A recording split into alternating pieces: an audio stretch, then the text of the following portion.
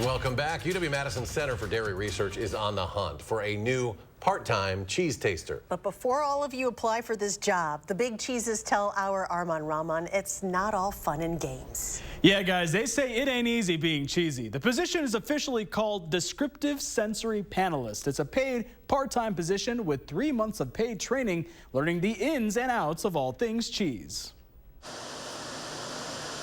13.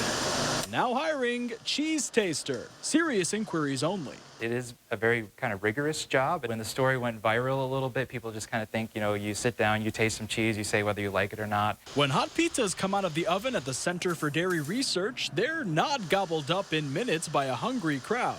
This week we have almost 30 pizzas that we have to evaluate. How it tastes and functions is analyzed by descriptive sensory panelists. Kind of what we're teaching them is to speak a common language. So think of like, how well does it go through a shredding machine? How well does it bake and, brown, blister? How does the cheese stretch and melt and flow? But it's not just for aesthetics. They taste the scientific compounds and components used to flavor and preserve cheese, and they know that can be risky. An enzyme modified cheese, and I had a totally allergic reaction to it. The concentration was too high, which we don't know this because it's kind of wine tasting.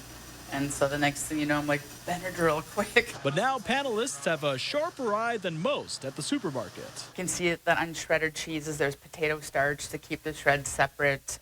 If I buy anything like a pre-made frozen like burrito or something, I know that that's not really cheese. Because they had a hand in making sure it's Gouda for customers. People don't realize how much work goes into the food industry as far as like quality control and research and development. Most people don't know that like professional tasting is a thing. So if you think you can cut the monster, Keep your mind open and your palate too.